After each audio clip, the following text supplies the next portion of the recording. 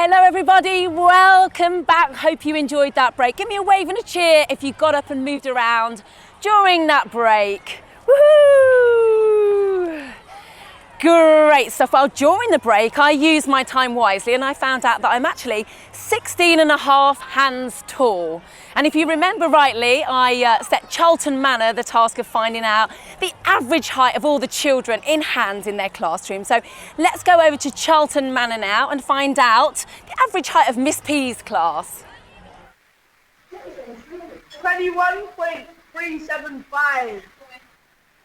21.375, great stuff. Well done children, well done to everybody in the class, and well done if you did measure yourself in hands too. Very well done indeed. Now over the next half an hour we've got lots more visitors, loads more experts to introduce you to, including dogs herding ducks. Now we're having lots of fun here. I hear Sophie's having lots of fun further down in the show, so let's go over and see who she's found. Hi everyone, I'm in a shed full of lovely farm animals and I'm going to go talk to some children and see how their day is going. Come on.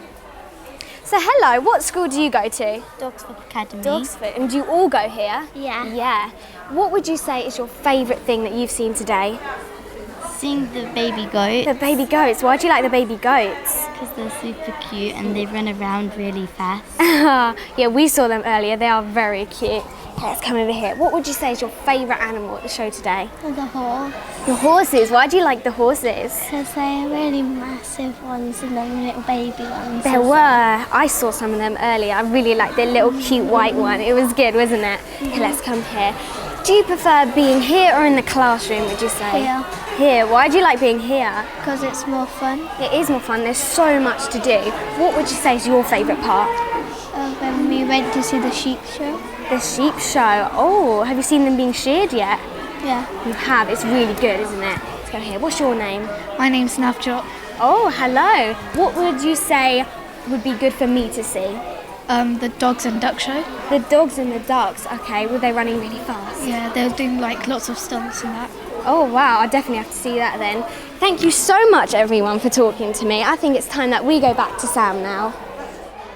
Great stuff, Sophie. Great to hear that everyone's having such a great time here at this day out, and who can blame them? It's sunny, there's loads of things to see and do. And before the break, we met some lovely Shire horses and we worked out and found out all about how important they were on the farm, doing all those really heavy tasks a long, long time ago. We don't need Shire horses anymore because ta-da! We have tractors, don't we, Mark? These are the important things that do all the work on the farms now, like the Shire horses used to do. Yes, that's right, Sam. So this is the modern powerhouse on the farm. This is modern horsepower. So this is a New Holland T7 tractor. It's about 175 horsepower.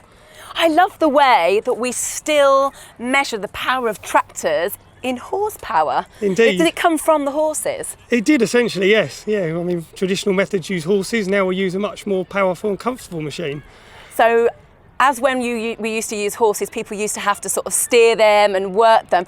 These are very clever, these tractors, aren't they? Tell me a little bit about what they can do. That's right. So not only do they have very powerful fuel-efficient engines, the operator is also treated to the most creature comforts. So you've got everything in there from air conditioning, a radio, an air seat, even a touchscreen monitor like your tablet would be at home. That is amazing. And the best bit is we've even got satellite guided steering, so you can have accuracy of just 2.5 centimetres in the same field year on year.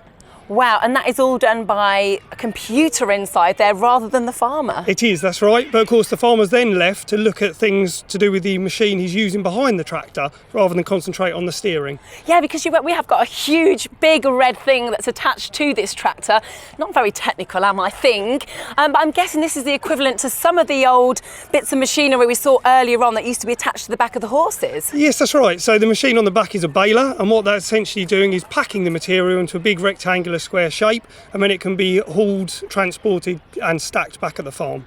And that's used for feed or bedding or even energy nowadays.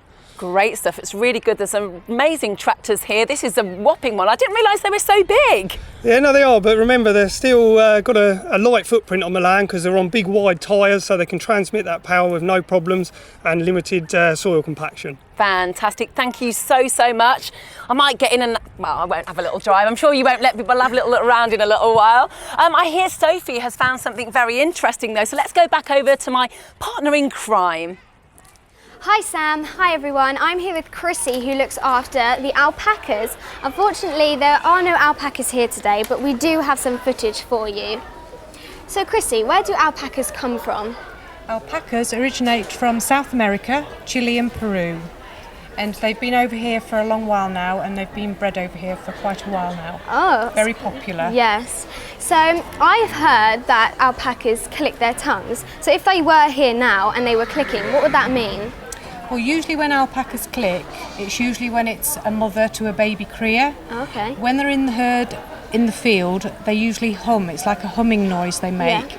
And if they're away from each other, they'll make slightly lighter noises of humming, or if they're slightly in distress, they'll make a deeper humming, but that's how they communicate to each other. Oh, it's like their language. Yes. Oh, that's cool. And also I heard that they spit. What does that mean? They do spit, but it's usually a protective mechanism for them. If they're worried, frightened, or in distress, they usually will spit first. Oh. And you can usually tell when they're going to spit because the ears go back and the lips quiver, and then you usually know spit's going to follow. Oh, that's really interesting. Usually a good warning to get out of the way quick. So how often would you say you shear the alpacas? Well, there are two main breeds that we breed over here. We breed the Wakaya and the Suri. The Wakaya, which is this fleece here, we actually shear them once a year. The Suri we shear every other year because it takes their fleece a little bit longer to grow. Yeah. So this is what type of alpaca? This is Wakaya. It's a shorter staple length, and this is mainly used in the processes for your wool and then into felting and things like that. Okay, so this really is more soft. commonly used. But the Suri is very gentle, very silky, very lustrous, and is beautiful as well, the Suri is. Yeah. So how does it get from this to a finished project like that? Well, when we shear the alpaca, once we've removed the fleece, we actually then have to pick it, and we take any debris out, like toenails that have maybe slipped in there. We will then take it, if we're going to take it to the mill, it will be picked again, and then it will be washed. Right. It will then go through the process of sometimes a dehairer, and then it will be carded. It will go on a big carding machine, and from the carding machine, it will then be made into something called a roving or a bat. Right. The roving will then go on and be then produced into fibre, so your yarn for your wool, so you can have it made into different weights of wool, and then from that you can knit and you can crochet. Oh wow, that's really interesting. So there's quite a lot of steps then. There's lots you can do. It's fantastic for felting with as well. You can actually use it on something called a peg loom, where you can make rugs. You can actually use it from being raw. Yeah. But it's a beautiful fibre, very lustrous, very really soft, and very hard wearing. It's actually a hollow fibre, so it therefore is very light but very warm. Okay. Do the alpacas mind being sheared? They don't mind too much because in this sort of weather when it's really warm, they do need to get their heavy coats off. Okay, I think it's time that we go back to Sam now. Fabulous stuff, great work, Sophie. Alpacas, I love them. We're going to have wool coming out of our ears now because I am joined by Warren, and Warren has got this amazing fleece with him. Warren, how many sheep did this come from? Just the one, Sam. One woolly sheep. customer. One woolly jumper, absolutely. How many jumpers would you get out of this? Well, it's about 2 kilos, so probably 5 or 6, something like that. Fantastic. And you sheared the sheep earlier on. I did. And we have a clip of that now, of Warren in action shearing his sheep. And it's quite quick, isn't it, really? It is quite quick. When we do on stage, it takes a bit longer because we're explaining to people how it works, what the moves are. But if you're just in a barn shearing, you'll average maybe 3 minutes, something like that, if you're an average shearer. Great stuff, and I am thinking that sheep is feeling a lot cooler now. It's very hot here today, children. I guess it's like the equivalent of taking a big coat off, isn't it? That's exactly right. Imagine wearing a duvet in this sort of weather. That's what it's like. Let's get off. Exactly. And how long would that sheep have been growing that fleece for? Well, that's the first haircut that the little girl ever had. So she's a year old, so it's a year's worth of wool right there. Oh, fantastic. So very first haircut. That's Very first so haircut. lovely. Now, I'm looking at this, Warren, and I'm thinking it doesn't look like a nice, clean, woolly jumper. I wouldn't want to put this on. It actually looks a little bit dirty. Is that because the sheep have been in the field? Well, there's a combination of that, because there's a bit of dirt on it. If you just look on the ends there, that's where they've been lying down. But all this lovely yellow colour that you can see in the wool, that's something else. That's called lanolin. Ah. So, you know what that is? No. No? Okay, well, Lanolin. lanolin, best thing for our skin. That's in your lipsticks, eyeshadows, shower gels, shaving creams, sunblocks. We need sunblock today. Nice hot day. Just a nice Wow. base for pretty much everything. Wow, that is amazing. I didn't realise that all that sort of stuff came from a sheep. Waterproofing for the sheep. That's what it does. Amazing, great. Because of course, children on our online field trips, we learn all about how farmers produce the food that we eat. But it's very important to remember that farmers have another role, and they provide some amazing things for us. Without farmers, we wouldn't have woolly jumpers, makeup, and everything else that Warren just mentioned too. Warren, I think we may have some questions for you now, all about sheep and all about wool. So let's go over to All Saints School now and see if we have a question for you. Hi, my name is Lila, and my question is, what is the average amount of wool a lamb can grow before being sheared for the first time? That's a great question. So Lila would like to know, what's the average amount of wool that a lamb can grow before it's sheared for the first time? The average amount, that depends on the breed, but let's just be general, about 2 kilos worth. So it all depends on how thick the wool is, but it could be anything from kind of that thickness to almost that thickness and weigh about the same. So about 2 kilos worth. Okay. It's a lot of wool. Is this about 2 kilos here, Warren? So that's about That's it. about right, yeah. Fantastic. For a I hope year that answered your question. Let's get one more question. Let's go to Moorside Primary now. Hi, my name is Joseph. My question is, how long does it take for the wool to grow back again? Question. So Warren, how long does it take for the wool to grow back once you've sheared the sheep? Well, it's an interesting one. To get to a fleece that big, it's about a year. But to get to a level of wool that's the only thing a sheep needs is about 1 inch, and she'll grow that back in about 2 weeks. Wow, So very quick. 2 weeks' time, she's got all the wool she needs to handle any weather that the climate can throw at it. Yeah. But it takes about a year to get to that length. Wow, So- fantastic. But how do you get this, Warren, to wool that we would knit with? I mean, that looks nothing like a ball of wool. Okay, well, it's quite simple, really. In this wool, it consists of something called a wool staple. So if I pull one of these out here, just like so you can see the length of the wool. We'll just split it up a little bit. And then what you do is you spin it. So you literally put it in a machine, or you can even do this at home with a potato and a pencil. Just attach it, spin the potato, and it literally does just spin, like so. And then you land up with a bit of wool. Now, it's got little microscopic hooks on it, which means that you can just keep adding the next bit on and spinning it together. And that will land up being a nice long length of wool as we know it. Wow, nature is incredible, It's isn't very it? clever, very clever. Can't beat it, really. Very clever. Well, should we do a bit of knitting, Warren? You any good at knitting? No, I think I'll leave that for my granny. Great stuff. Let's head over to Sophie now, see what she's found. Hi everyone, I'm here with the Shire horses, and this is Steve, who is a farrier. So Steve, what actually is a farrier? A farrier is a person who shoes horses, not to be muddled up with a blacksmith. Blacksmiths make gates and railings and things like that. Although years ago, a blacksmith shop was in the middle of the village and they would have done everything. But a farrier just shoes horses and nothing else. So there's a difference there. So there is a big difference. Okay, Yeah. so why do the horses need to wear shoes? Good question. There's 3 main reasons: protection, Yeah. correction and grip. So the foot itself is a bit like your fingernails, but they're walking on. So obviously they would wear away on the hard roads and Yeah. things. So we put a shoe on to protect that. They also, like if you were playing football or hockey, you would have shoes with studs and things in to stop you slipping. Yeah. So they have shoes the to stop same them thing. slipping. And again, if they've got a limb that is twisted or a leg that is twisted, which can happen as foals and things Yeah. when they're laying in the womb, we can put a thicker shoe on one side and thinner on the other, so that is the corrective shoeing. Oh, that's good. So does it hurt the horses when they get their shoes put on? Not at all. The whole hoof itself is made up of a horny, it's like a box. Yeah. And we just deal with the horny structures, so they're really hard, just like your fingernails. Yeah. And they grow just like your fingernails. So every 6 to 8 weeks, they have to have them trimmed, like you would yourself. Just like us. Yeah, yeah. How did you become a farrier? Through my father and my grandfather. I'd spent as a small boy in the forge, and that was just a natural progression. I never wanted to do anything else. Was it hard to become one? Yeah, you do a 4-year apprenticeship, and in that time you study anatomy of the horse, physiology of the horse, not just making shoes and knocking them on. So a lot of time spent in the classroom studying. Lots of studying. Yeah. How often do you need to change the horse's shoes? Most horses have changed their shoes between 6 and 8 weeks on average. They might not have worn the shoes out, but that, as I was saying, the feet grow. Yeah. So as the foot grows longer, the shoe would get longer and longer, and that would be walking with like flippers on for them. So they have to keep their shoes and feet short. That's really interesting. Thank you. I really like horses, so I love that lots. I think it's time to go back to Sam.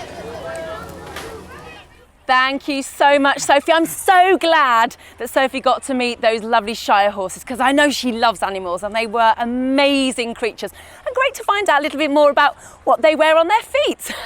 I'm joined by another guest now. This is George, and George has come along with a fantastic contraption to show us as well. So, George, what is it you do? Hi, Sam. Yes, we on our farm in Chatteris in Cambridgeshire, we make a cold press rapeseed, or use a contraption very similar to this one back on our farm, but it's bigger than this and slightly more mechanised.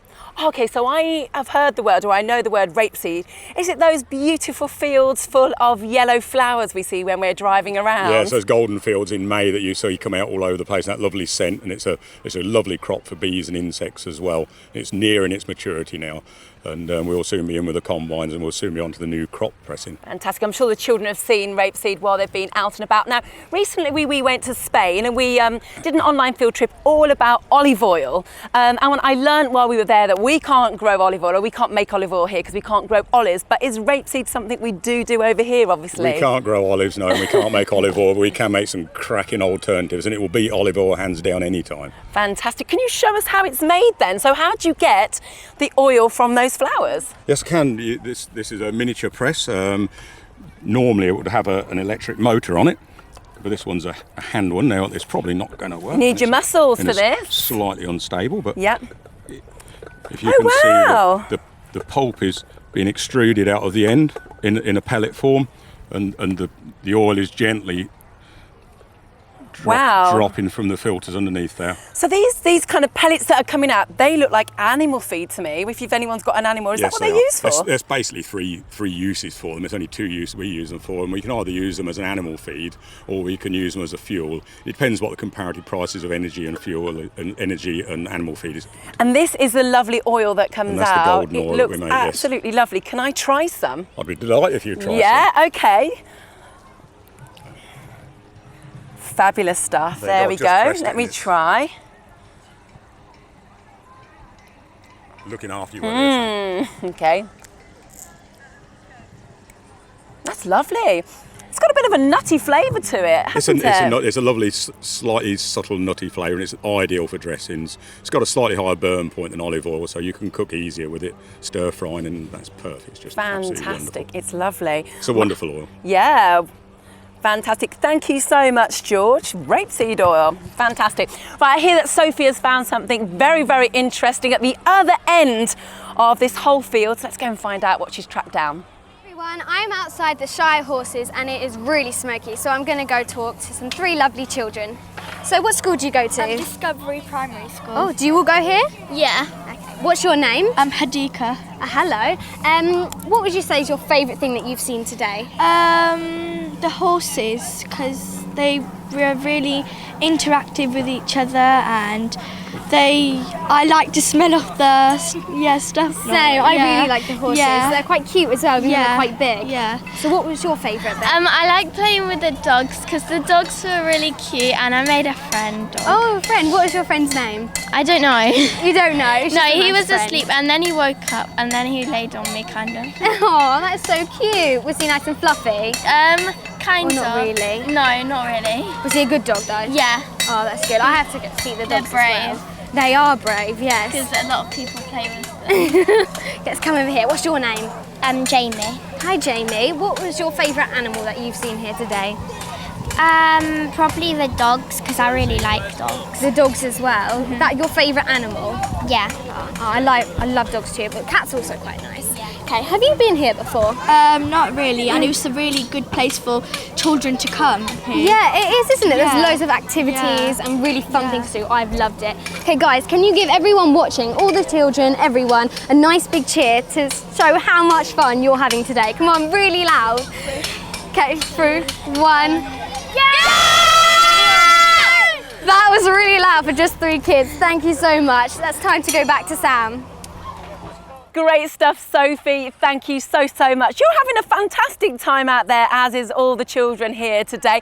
I think, Sophie, if you can still hear me, you should make your way back to the set, because I think you're going to be very interested in my next guest, because we have 2 gorgeous dogs down here, and I know Sophie's a massive fan, and we have Jason. Hello, Jason. Hiya.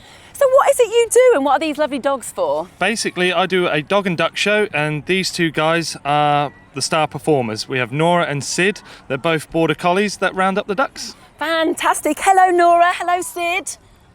They're just chilling out, aren't they? Have they been meeting all the children today? They have indeed, yeah. They've been introducing themselves and showing what they can do to the kids in the arena. Great. So how long does it take to train a dog to herd a duck? Well, it takes about 2 years to train them, and it takes another 2 years for them to fully mature and steady up on the ducks. Fantastic stuff. It's absolutely great. So how do you make sure that they do behave and they don't sort of run after the ducks and stuff like that? Well, basically, it's a respect thing. If they respect me as pack leader, they won't chase the ducks more than I ask them to.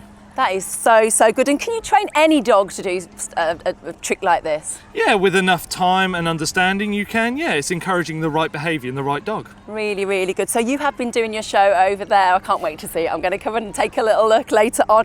Let's get some questions for you now, though, because I think the children are probably like, dogs herding ducks? I've never heard that before. So let's go to Downsbrook School and see if Mrs. Sharp's class has a question. Hi, my name is Callum and my question is, how long does it take to train dogs to herd ducks without eating them? That's a really great question. That's the one that I was thinking of as well. So Jason, how long does it take to train the dog to herd the ducks without eating them? Oh, well, I can train them their whole life without eating the duck. Again, it's a respect thing. I'm pack leader. If I don't eat the ducks, the dog won't eat the ducks. I love that. That's great. Really great question. Let's get another question. Let's go to Holy Trinity Rosehill now. What breed of dog can you train to herd ducks? Really, really great question. So is there a particular breed of dog that is good for training to herd ducks, Jason? Oh, absolutely. The Border Collie is one of the best dogs you can have for training dogs with ducks. Kelpies are very good, and so are Australian Shepherds. Can I have a go? Can I have a little go at trying to get them to do something? Absolutely. So which one shall I? You choose Nora. Nora? Nora. Nora. Okay. He's listening to you, not me. No, so if you say Fastilla, there we go. See? Nora. Huh? Nora. Okay. Nora, Fastilla. Now I've got the power, not Fastilla.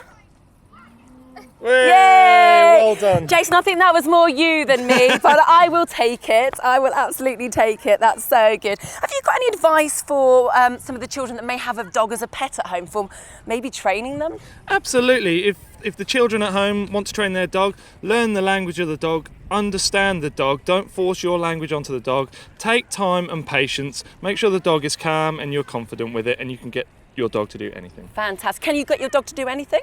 I can make my dog walk on her hind legs. Can we see? Of course you That'd can. be Okay. Okay, Nora, Hub, come here. Come on, come on, come on. There we go, Oh. good girl. There we go, Nora, Fastilla. Good girl. These are the two most well-trained dogs I have ever seen, Jason. Oh, thank you so well much. done. Thank and we're you. joined by Sophie now as well. Sophie's back just in time. Sophie, meet Sid and Nora. They're so lovely, aren't they? You love dogs, don't you? Come on.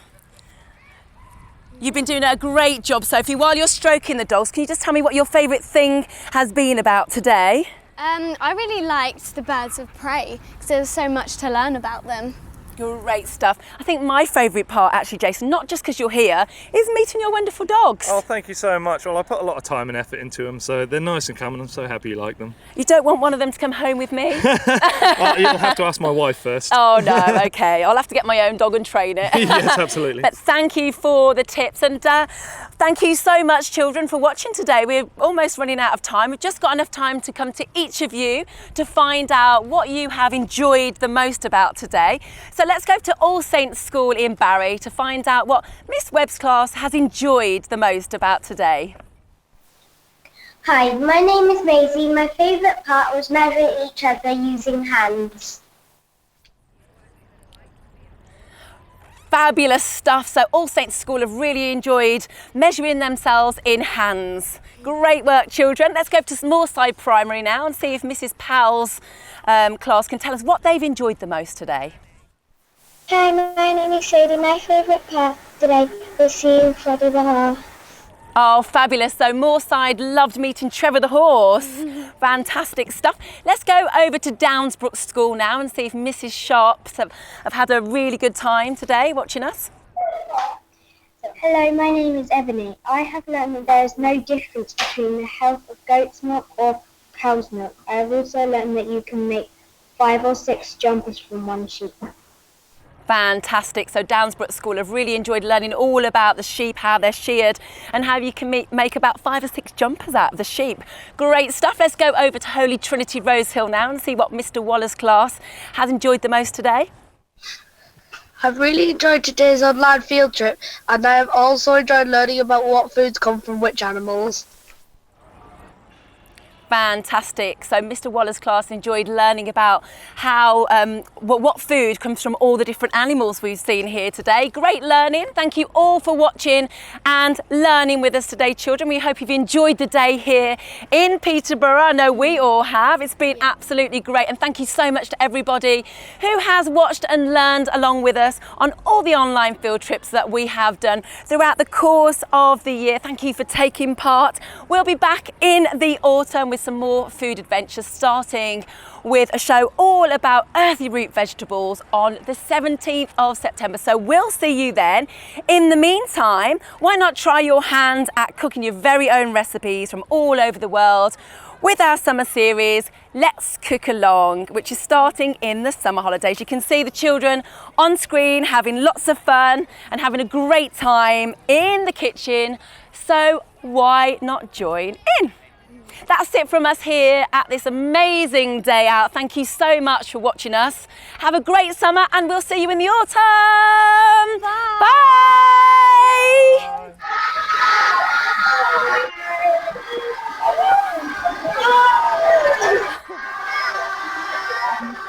Great stuff. See you all in the autumn. Goodbye.